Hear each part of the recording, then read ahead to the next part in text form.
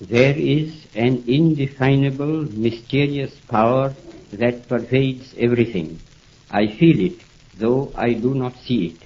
It is this unseen power which makes itself felt and yet defies all proof, because it is so unlike all that I perceive through my senses.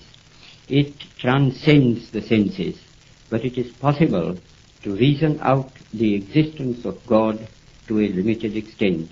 Even in ordinary affairs, we know that people do not know who rules or why and how he rules. And yet they know that there is a power that certainly rules.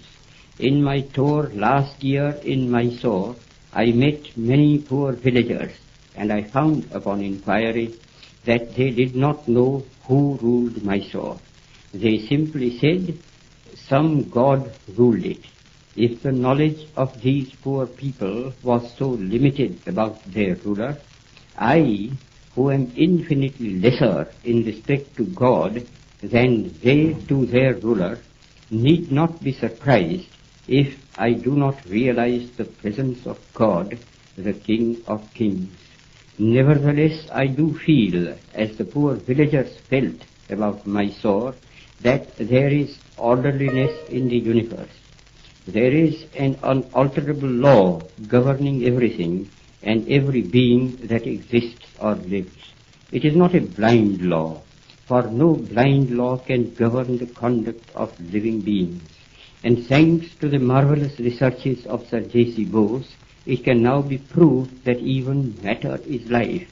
That law, then, which governs all life is God. Law and the lawgiver are one. I may not deny the law or the lawgiver because I know so little about it or him. Just as my denial or ignorance of the existence of an earthly power will avail me nothing, even so my denial of God and his law will not liberate me from its operation, whereas humble and mute acceptance of divine authority makes life's journey easier, even as the acceptance of earthly rule makes life under it easier.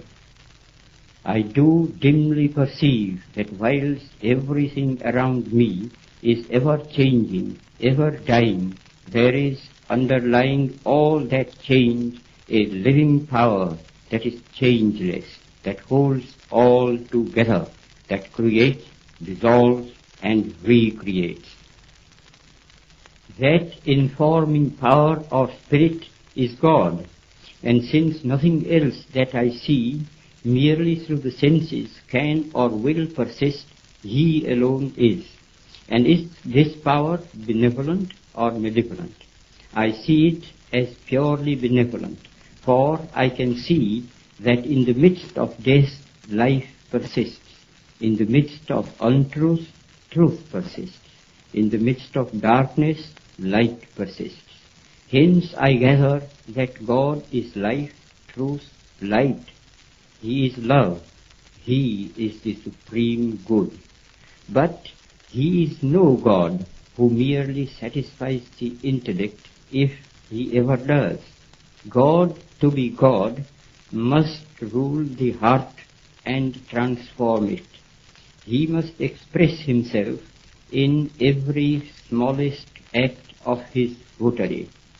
This can only be done through a definite realization, more real than the five senses can ever produce. Sense perceptions can be, and often are, false and deceptive, however real they may appear to us. Where there is realization outside the senses, it is infallible. It is proved not by extraneous evidence, but in the transformed conduct and character of those who have felt the real presence of God within.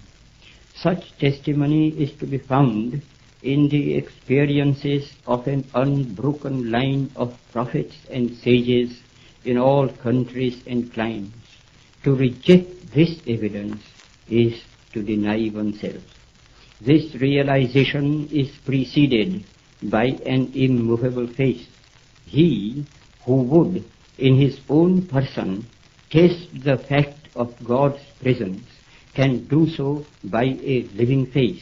And since faith itself cannot be proved by extraneous evidence, the safest course is to believe in the moral government of the world, and therefore in the supremacy of the moral law, the law of truth and love. Exercise of faith will be the safest where there is a clear determination, summarily, to reject all that is contrary to truth and love. I confess that I have no argument to convince through reason. Faith transcends reason. All I can advise is not to attempt the impossible.